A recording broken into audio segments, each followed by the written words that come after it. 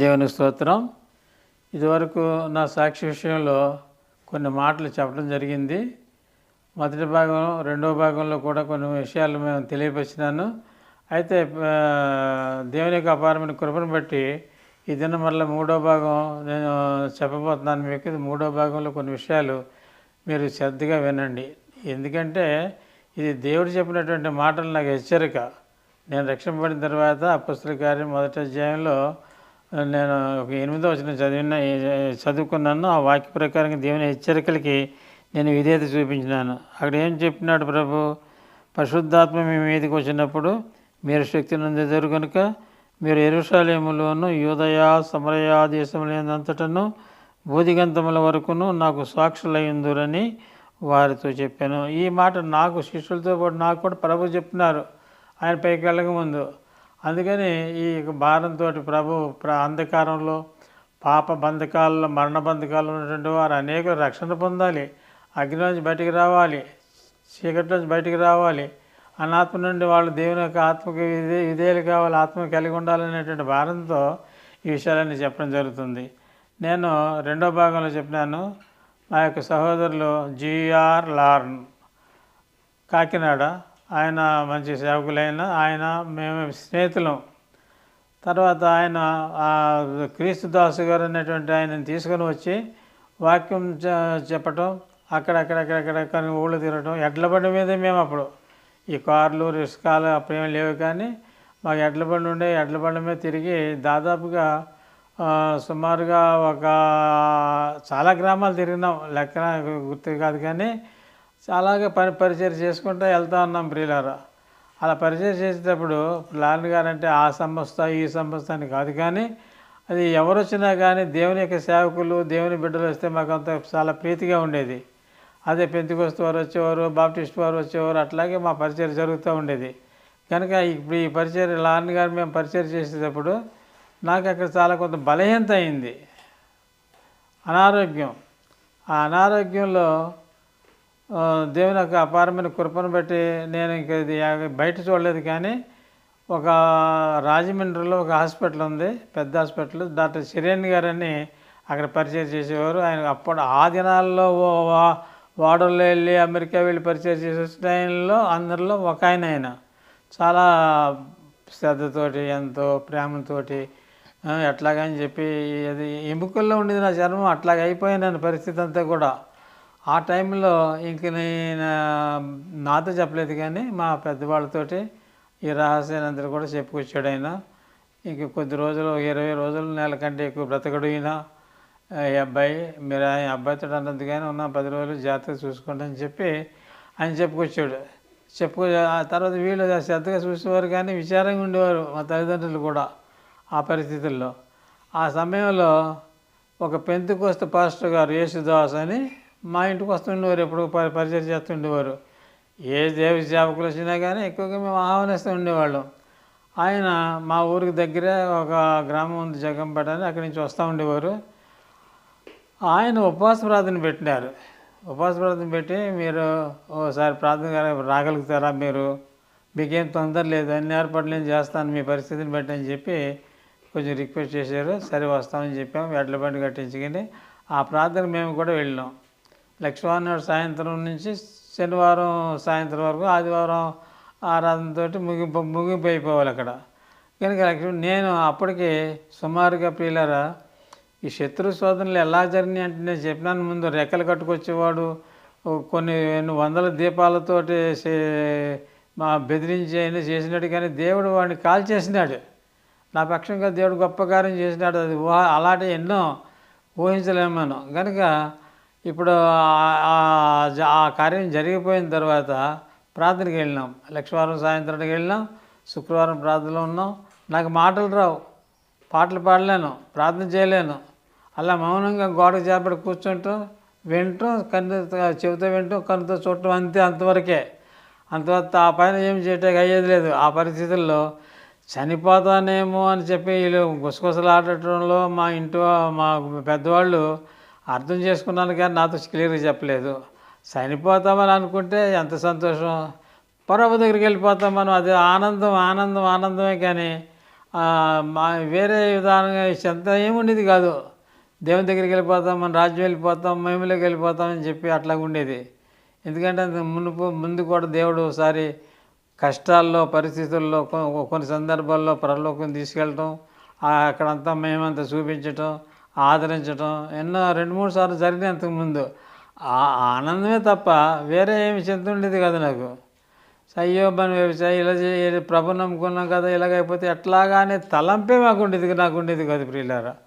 ఆ సమయంలో శుక్రవారం సాయంత్రం అయిపోయింది, శనివారం సాయంత్రం అయిపోయింది, అందరూ వెళ్ళిపోయినారు. రాత్రి 9ంటికి నేను అక్కడే పడుకున్నాను చర్చిలో.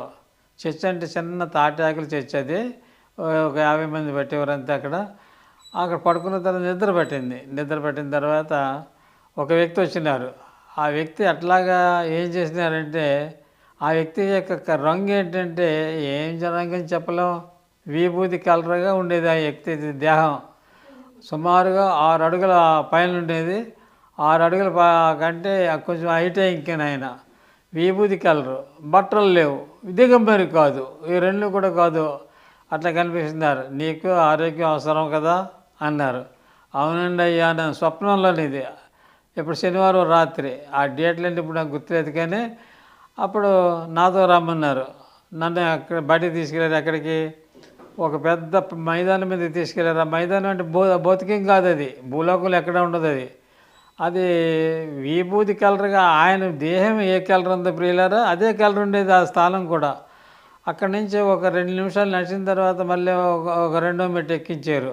అది ఈ మెట్ల గురించి చెప్పడానికి చాలా సమయం కావాలి. ఆ మహోన్నతమైన స్థలాలు ఈ ప్రకృతిలో ఎక్కడ మనకు దొరకవు. మూడో మెట్టు ఎక్కించే మళ్ళీ 2 నిమిషాల్లో అక్కడ నువ్వు మోకరించు అని చెప్పి అన్నారు.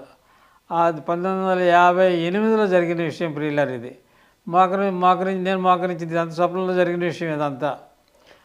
మోకరించిన తర్వాత మాటలు వినపడలేదు నాకు, ప్రార్థన చేసినట్టు లేదు. ఆయన హస్తం మట్టుకు మాత్రం తల మీద వెంట్రుకలకి తగిలినట్టయింది. స్పర్శ మాత్రం తగిలినట్టయింది. మెళుకొచ్చింది నాకు. మెళుకొస్తే ఏమైంది, బలం వచ్చేసింది ఒంట్లో. అది ఎవరు వచ్చారు, ఎవరు ఆరోగ్య కాలం అడిగారు, అలాగున్నారేటైనా, అలాంటి మనుషుల్ని మనం ఎక్కడ చూడలేదు ఇంతకాలంను అని నేను ఆశ్చర్యపడ్డాను. కానీ ఆ జరిగినటువంటి విషయం ఏంటంటే, అక్కడ ఇది నిజంగా దేవుడు ప్రార్థన చేస్తూ ఉన్నారు కదా, ప్రార్థన చేశారా, దేవుడు ముట్టాడా? అప్పుడు సుమారు నెల 15 రోజులు, నెల 20 రోజుల నుంచి మాట లేదు, పాట లేదు, ఏమీ లేదు. ఏదో ఇప్పుడు అన్నం గడ్డ తినేది లేదు, ఏదో జావలాంటిది అట్లాగే ఆహారం తీసుకునేవాడిని, కానీ వేరే ఏమీ లేదు. అటువంటి పరిస్థితుల్లో చిన్న పాట పాడదాం, చూద్దాం ఎలాగుంటుందో అని ప్రభు అనుకున్నాను, కొద్దిగా చిన్న శబ్దంతో. అప్పుడు నాకు ఆత్మాదీపమును వెలిగించు యేసు ప్రభు అనేటువంటి పాట నేర్పించారు మా లార్డ్ గారు ఆ సంఘంలో. ఆ పాటలో మెల్లిగా పాడినాను, ఆత్మాదీపమును వెలిగించు యేసు ప్రభు అని. రెండోసారి ఇంక కొంచెం గట్టిగా పాడదాం, కొంచెం గట్టిగా పాడినాను, ఏమి నొప్పి కాలే హృదయంలో. ఆ మూడోసారి ఇంక కొంచెం గట్టిగా పాడినాను, ఏమీ కాలేదు. ఈ మూడోసారి పాడినప్పుడు సేవకులు ఆ యేసుదాసు గారు అన్నటువంటి ఆయన పరిగెత్తుగా లేచి బేగం నా దగ్గరికి వచ్చి కాగిలించుకున్నాడు. ఆయన ఏంటండి అయ్యా, ఏంటడా మీది విషయం, ఏంటి ఎట్లా పాడుతున్నారు ఏంటి అని చెప్పి ఆశ్చర్యపడాడు ప్రియులారా. అది దేవుని కార్యం, మనుషులు చేసే కార్యం కాదు, అది అద్భుతమైన కార్యం. అది ఇట్లా జరిగిందని చెప్తే అందరినీ విశ్వాసాలు అక్కడ ఉన్నటువంటి వాళ్ళందరినీ ఒక 20 మందిని లేపినాడు. అంకుల్కి దేవుడు గొప్ప కార్యం చేసినాడు, లేవండి మన దేవునికి వందనాలు చెల్లిందామని. అట్లాగే దేవునికి వందనాలు చెల్లించారు. తర్వాత ఆదివారం బాప్తీసాలు అయిపోయినాయి. ఈ విషయం చెప్పాలంటే ఒక అర్ధగంట కావాలి, టైమింగ్ కాదు కదా ఇది మనకి. కనుక ఇది మనకి యూట్యూబ్లో చెప్పే విషయాలు కనుక క్లుప్తంగానే ఉండాలి. కనుక అందరూ కూడా ప్రార్థన చేసినారు. తర్వాత ఆదివారం ఆరాధన అయిపోయింది. ఆరాధన కొరకు మేము చేయవలసిన పనులన్నీ చేసినాం. తర్వాత ఆరాధన అయిపోయిన తర్వాత ఇంటికి వెళ్ళిపోయినాము. ఇక అక్కడి నుంచి ఎముకల లోపల చర్మం ఉండేది, కానీ ఆ ముందు చర్మం మళ్ళీ నాకు రాలే. ఆ పరిస్థితులు లేవు, నూతనంగా ఆరోగ్యకరంగా ఉండేది. ఆ ఆరోగ్యం ఆనాటి నుండి ఈనాటి వరకు కూడా ప్రియులారా అంత దేవుని యొక్క కృపను బట్టి అంత ఆరోగ్యం కలిగి అలాగే సేవ చేస్తున్నాను. ఎట్లాగా నేను ఒక మాట చెప్పినాను మీకు. రెండో భాగంలో ఈ లారీల మీద తీసుకుని వచ్చే ఈ యొక్క లిటరేచరు అంటే బైబిళ్ళు, కొత్త నిబంధనలు, తర్వాత ఇతర లిటరేచర్ పుస్తకాలు పంచటమే. నేను మీకు చెప్పినాను, రెండో భాగంలో చెప్పినాను. ఒక ప్రభువో దూతలు నాకు తెలియదు, కానీ నేను ప్రభు అనుకుంటాను. నేను చూడు ఈ ఒక సిటీకి తీసుకెళ్ళారు నిన్ను, అది ఎక్కడో తెలియదు. ఆ సిటీలో ఒక సర్కిల్ ఉంది, అది చెప్పాను నేను మీకు రెండో భాగంలో. ఆ సర్కిల్లో నుంచి 6 రోడ్లు ఉన్నాయి. ఆ రోడ్లు మనుషులు ఏ రోడ్ నుంచి జనం ఎక్కువ వస్తున్నారో అక్కడ పరిగెత్తికి వెళ్ళమని నాతో చెప్పేవారని చెప్పాను కదా మీకు రెండో భాగంలో. ఆ పరిగెత్తికి వెళ్ళటం, వాళ్ళకి పత్రికలు వెళ్ళటం, పరిగెత్తికి వెళ్ళటం, పత్రికలు వెళ్ళటం, అది ప్రభువు నేర్పించారు నాకు. అది ఏదన్నా ఒక కాలేజీకి వెళ్ళటం కానీ, లేకపోతే ఏదన్నా మిషనరీలో ఉండటం కానీ, ఆ పనులు నేర్చుకోలేదు, కానీ ప్రభువే నేర్పించారు. ఆనాటి నుండి ఈనాటి వరకు ప్రియులారా. అలాగే పత్రికలు పంచడానికి మరి సర్వలోకానికి వెళ్ళాలంటే ప్రార్థనపూర్వకంగా వెళ్ళాలి, కానీ మనం వ్యక్తిగతంగా వెళ్ళలేం కదా.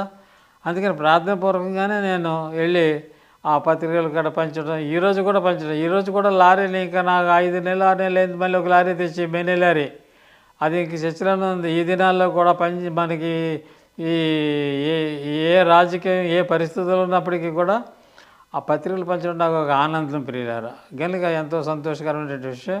ఆ కార్యక్రమం అలా నడుస్తూనే ఉంటుంది. కనుక ఆరోగ్యం వచ్చిన తర్వాత లాన్ గారు మన సార్వర్ దొరగారు అని చెప్పినాను కదా మీకు. వారితో పాటు కొన్ని గ్రామాలు మేము ఎడ్లబండి మీద తిరిగినామని చెప్పాను రెండో భాగంలో. ఎంతో పరిచయం దేవుడు ఇచ్చినాడు ప్రియులారా. అప్పుడు కొద్దిమంది చాకులు ఉండేవాళ్ళు లాన్ గారి దగ్గర, అది కూడా మీకు చెప్పినాను రెండో భాగంలో. ఇప్పుడైతే చాలామంది ఉన్నారనుకోండి. ఆ రీతిగా వారితో పాటు కొంతకాలం ఉండేటప్పటికీ మేము కర్ణాటక వెళ్ళవలసినటువంటి పరిస్థితులు ఏర్పడినాయి. దేవుని ద్వారా ఏం చేయాలని చెప్పి ప్రభుని అడిగి ప్రభువు చిత్తంలో కర్ణాటక రావడం జరిగింది. కర్ణాటకలో కూడా రాయచూరు ప్రాంతం వెళ్ళాము. అక్కడ మాకు ఏం వీలు కాలేదు. అక్కడ మేము విని దావణగిరి అనేటువంటిది ఒక సిటీ ఉంది, అక్కడికి వెళ్ళండి మీరు అని చెప్పి ప్రభు, అదే వేరే వాళ్ళు చెప్పారు. ఆ మాట ప్రభు దగ్గర మేము ఆ అంశాన్ని ప్రభు దగ్గర పెట్టినప్పుడు ప్రభు ఇష్టపడ్డారు. కొన్ని షరతులు పెట్టినాము దేవుని దగ్గర, కండిషన్లు. దేవా, ఈ రీతిగా అయితే మేము కర్ణాటక వెళ్తాం, ఇది మీ చిత్తం అయితే ఇలా జరగాలి, ఇలా జరిగితేనే కానీ మీ చిత్తం తెలుసుకుంటాం అని చెప్పి ప్రభు దగ్గర పెట్టినప్పుడు ప్రభు అన్ని ఏర్పాట్లు చేసినారు. కర్ణాటక రావడం జరిగింది. దావణగిరి ప్రాంతంలో ఒక విలేజ్లో కొంత పొలం కొనడం. ఇక్కడ మళ్ళీ దేవుని యొక్క సేవ చాలా అభివృద్ధిగా చేసుకోవటానికి సుమారుగా దాదాపుగా 172 గ్రామాల్లో ఓ 10-12 సార్లు తిరగటం. ఒక 30 గ్రామాలు అయితే 32 గ్రామాలు అయితే మా పరిచర్య ఏర్పడింది అక్కడ. మన ఆంధ్ర వాళ్ళు చాలా కొంతమంది ఉంటారు, కన్నడ వాళ్ళు. తర్వాత ఇక్కడ లాన్ గారి దగ్గర మేము ఉన్నప్పుడు కూడా కోమట్లు బ్రాహ్మణులు రక్షించబడ్డారు, సాక్షులు అయ్యారు. బ్రాహ్మణులు సేవకులు, సిస్టర్స్ కూడా సేవకులు అయ్యారు మన పరిచర్యలు. అక్కడ ఎంత చాలా చక్కగా ఉండేది. అదే రీతిగా కర్ణాటకలో కూడా కొంతమంది సహోదరులు సేవ చేయటం, అంటే బైబిల్ కాలేజీలో చదువుకోవటం, మరి మంచిగా అనుభవం పొందటం, సేవ చేయటం ఈ దినం కూడా చేస్తూ ఉన్నారు. ఈ కర్ణాటకలో కూడా కొన్ని పరిస్థితుల్లో కొన్ని ఈ విరోధ భావాలు వచ్చినప్పటికీ కూడా ఏమి మించిపోయి కాదు, కానీ దేవుని యొక్క ఏర్పాటులో ఆ యొక్క ఎక్కడ విరోధం వచ్చిందో అక్కడే దేవుడు యొక్క ఏర్పాటు. అనేక మంది రక్షించబడటం, 30 మంది 40 మంది సంఘాలు, అలాగే ఒక గ్రామం కాదు 20 గ్రామాలు సుమారుగానే ఎంతో మంచి పరిచయం జరిగింది ఇక్కడ. దేవుని స్తోత్రములు. ఆ పరిచయం అంతా కూడా ఇప్పుడు మీతో వివరించలేము. దేవుని యొక్క గొప్ప కార్యాలు. నా ఉద్దేశం ఏంటి, నన్ను నరకంలోంచి తప్పించినటువంటి దేవుడు ఈ నరకంలో ఉన్నటువంటి వారందరినీ కూడా, అంధకారంలో ఉన్నటువంటి వారందరినీ కూడా వెలుగులోకి తేవాలి. అగ్నిలో ఉన్నటువంటి వాళ్ళందరినీ కూడా సమాధాన స్థితిలో పెట్టాలి, మోక్షానికి తీసుకుని వెళ్ళాలి. ఇదే నా యొక్క కోరిక. పేదలని తర్వాత ఏదైనా ధనికులని ఈ వ్యత్యాసం మాకు ఉండేది కాదు. ఎందుకంటే కులమతాల భేదాలు ఎప్పుడో నశించిపోయి మాలో. అందువల్ల అందరూ ఏకదృష్టితో చూసుకుంటూ పరిచయం చేసుకుంటూ వస్తున్నాం. ఈ దినం కూడా నడుస్తుంది. ఇక్కడ దేవుడు కూడా మాకు ఎంతో ఉన్నతమైన స్థానాన్ని దేవుడు ఇచ్చినాడు. దేవునికి స్తోత్రాలు. ఈ రీతిగా దేవుడు ఏం చెప్పినాడు, నేను ముందు చదివినాను మీకు. అపొస్తలుల కార్యం 1వ అధ్యాయం 8వ వచనంలో నేను చదివి వినిపించినాను మీకు. సర్వలోకానికి వెళ్ళాలంటే ఎక్కడ వెళ్తాం? సర్వలోకానికి వెళ్ళాలంటే ఎట్లా సాధ్యం అవుతుంది? ప్రార్థనాపూర్వకంగా అయితే దేవుని దగ్గర, దేవుడి పైన ఎక్కడో ఆకాశాల పైన ఉన్నాడు, మన కింద ఉన్నాం. అయితే దేవునిలో మనం ఉంటే, దేవుడు మనలో ఉంటే మనకి ఎక్కడికైనా ఏ లోకమైనా వెళ్ళి చెప్పడానికి దేవునికి అవకాశాలు ఉన్నాయి. ఆ స్థితిలో మరి కర్ణాటకలో పరిచయం ప్రారంభించినాము, అంత బాగానే జరుగుతూ ఉంది. ఇట్లాగే పరిచయం జరుగుతూ ఉన్నప్పుడు కొన్ని విషయాలు మట్టుకు మాత్రం అయితే పెద్దవాళ్ళు కానీ, ఇంక మీకు ఎక్కువ చెప్పాలంటే ప్రియులారా, అసెంబ్లీ హాల్ ఎమ్మెల్యేలు కొన్ని వందల మందికి సువార్త చెప్పడం జరిగింది, వందల మందికి. తర్వాత వాళ్ళ అసిస్టెంట్లకి, పార్లమెంట్లో కూడా కొంత క్యాబినెట్ మినిస్టర్లకు కూడా సువార్త చెప్పడం జరిగింది వాళ్ళ అసిస్టెంట్లకి.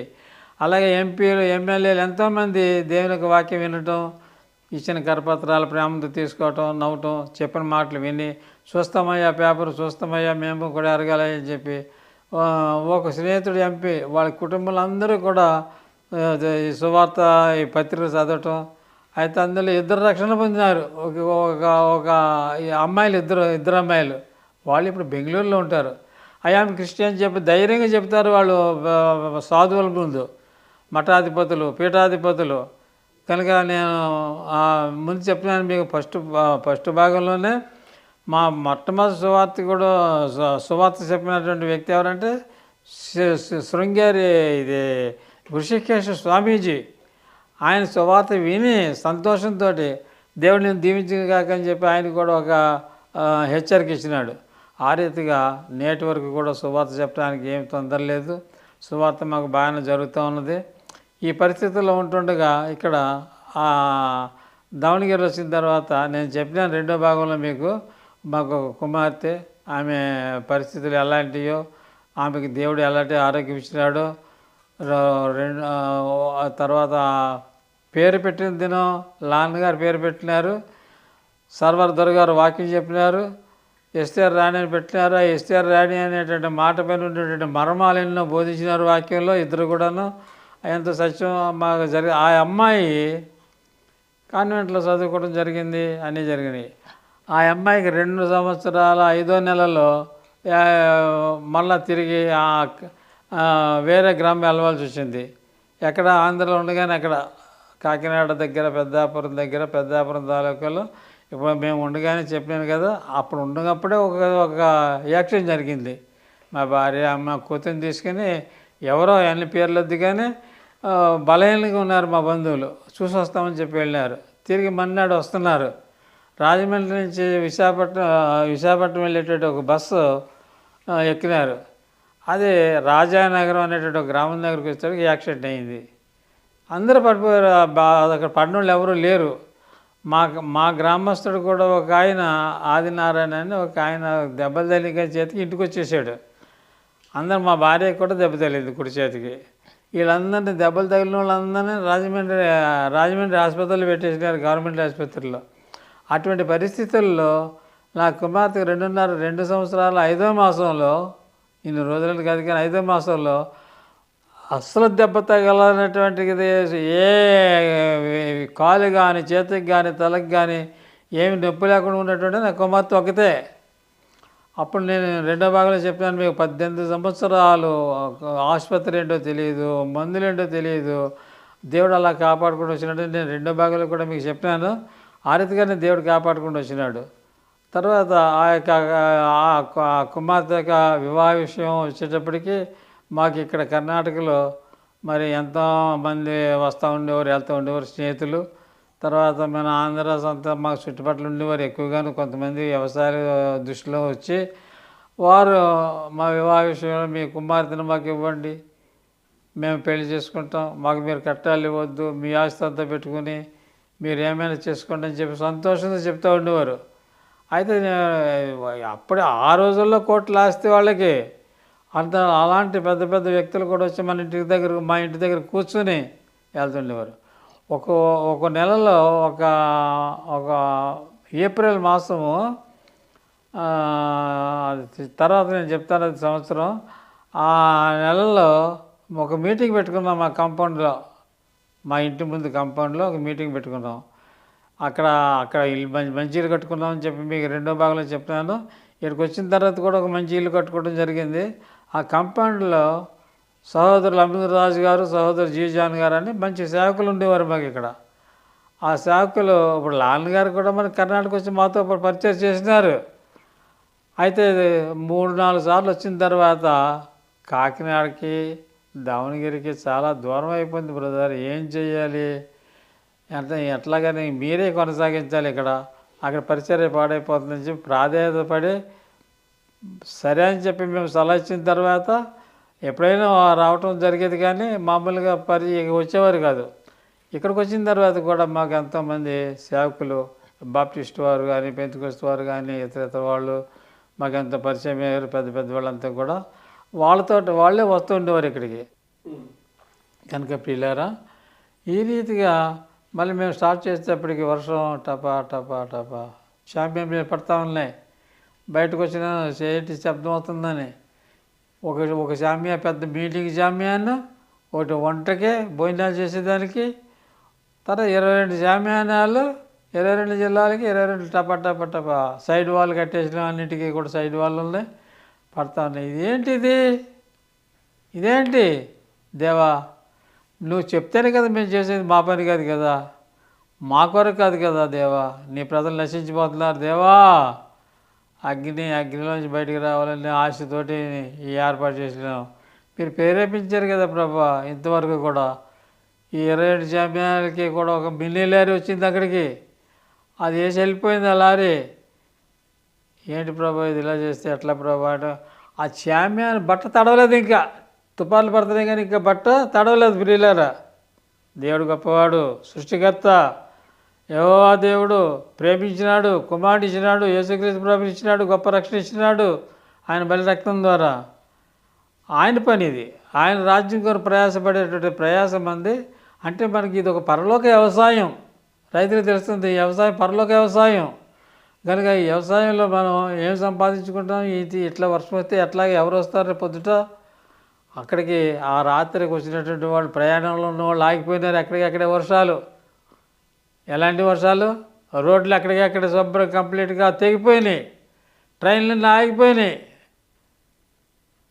భారతదేశం ఒక మూల నుంచి ఒక మూల ఢిల్లీ వరకు కూడా పెద్ద వర్షాలు. తెల్లారేటప్పటికి భీముండి చలికిర్లు 90 గృహాలు, ఈ రోజుని కూడా గవర్నమెంట్ లెక్కలోని 90 గృహాలు తెల్లవారేటప్పటికి కూలిపోయినాయి. ప్రియులారా, తెల్లవారేటప్పుడు కూలిపోయినాయి.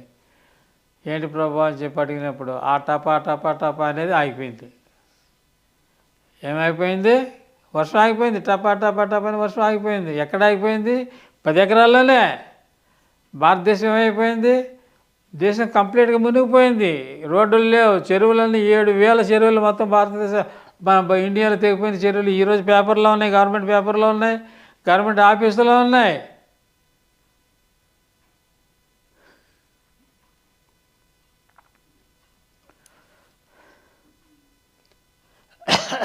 పది ఎకరాల్లో వర్షం లేదు. వాకింగ్ చెప్తేవారు జీజాన్ గారు పెద్ద అధికమైనటువంటి అనుభవం సేవకులు వాకింగ్ చెప్తూ ఉండేవారు. కుమార్ గారు కన్నడలో ట్రాన్స్లేట్ చేస్తూ ఉండేవారు. మాకు ఒక 100 మీటర్ల వర్షం వస్తూ ఉండేది.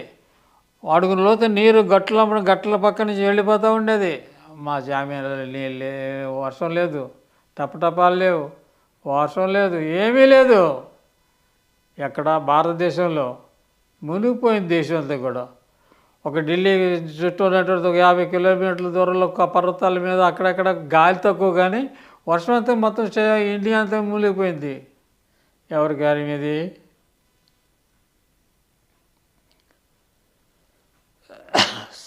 ప్రియులారా, ఎవరి గారి మీది?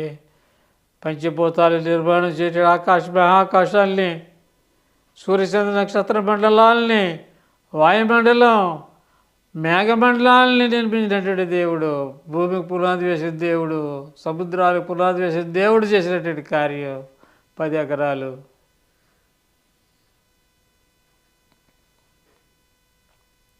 తెల్లవారింది, చలికెర్లు నీళ్ళు పడిపోయి పేపర్లకు వచ్చేసింది.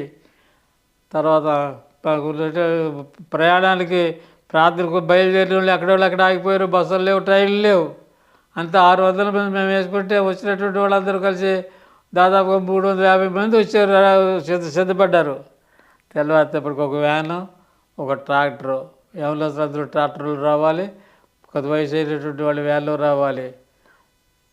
టిఫిన్లన్నీ ఇక్కడే తయారు, వాటర్ బస్సులు ఇద్దరు, అందరికీ టిఫిన్లన్నీ ఇక్కడే తయారు, భోజనం ఇక్కడే తయారు. ట్రాక్టర్ల మీద వచ్చినారు.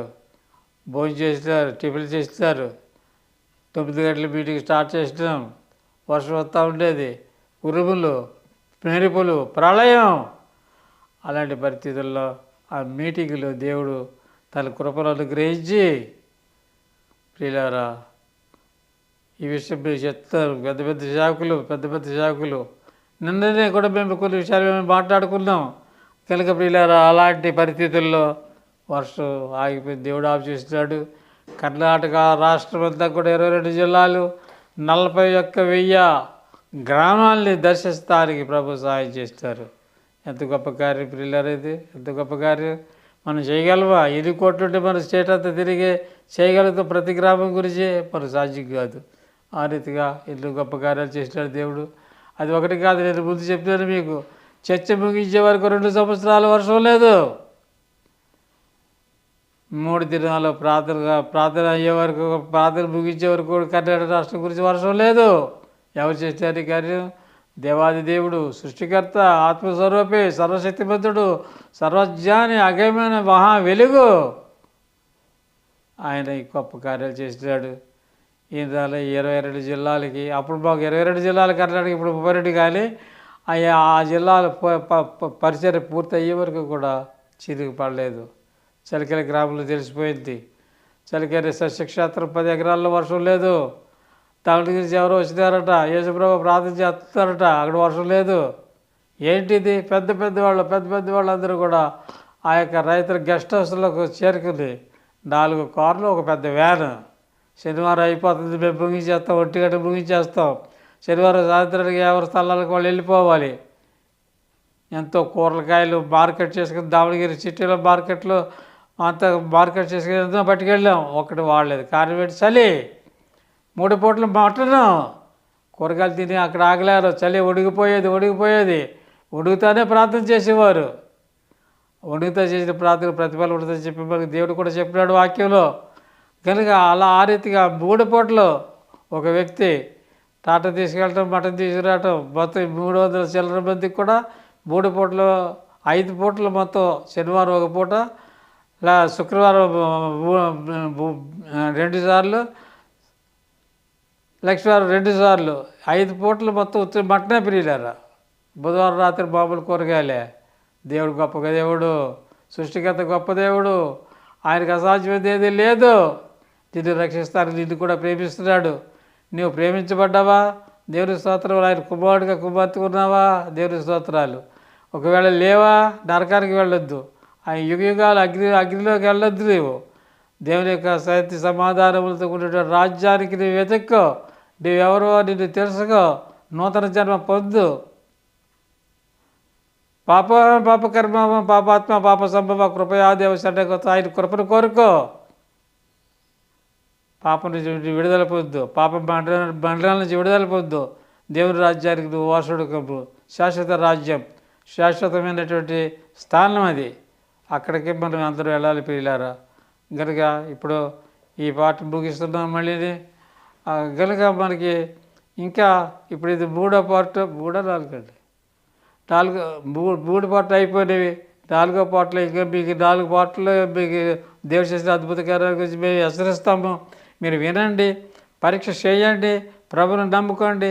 మీ హృదయం ప్రభుకి ఆలయం, ఉన్నతమైనటువంటి ఔన్నత్యం కలిగినటువంటి ఆలయంలాగా ఉండాలి. ప్రభు సృష్టిలో ఎక్కడ కూడా ఏ ఆలయంలో కూడా ప్రభు లేడు. భూలోకంలో మొత్తం ఏ ధర్మశాస్త్రం వెతుక్కున్నా కానీ హృదయంలోనే దేవుడు ఉంటాడు తప్పితే ఏ ఆలయంలో, మనుషుల హస్తకృత ఆలయాల్లో ఎక్కడ కూడా దేవుడు లేడు. మన వేదాలన్నీ చెప్తున్నాయి, పరిశుద్ధ గ్రంథం చెప్తుంది. కనుక ప్రియులారా, మేము పొందిన అనుభవం మేము పంచుకుంటున్నాం, షేర్ చేసుకుంటున్నాం, కడ్డీలు పెడుతున్నాం మీ కొరకు. రక్షణ పొందండి. దేవుని బిడ్డలు కుమారులు కావండి, కుమార్తెలు అవ్వండి. ఆయనకు సాక్షిగా ఉండండి. మీరు కూడా సర్వలోకం కొరకు బాధ్యత, భారం కలిగి ఉండాలి. అలాగుండడానికి సృష్టికర్త దేవాది దేవుడు, మహాకాశాలు పట్టజాలినటువంటి మహాదేవుడు ఈ యొక్క సహాయం మనకు అందరికీ అనుగ్రహించిన గాక. మీరు విధేయులకండి. ఇది మా కోరిక.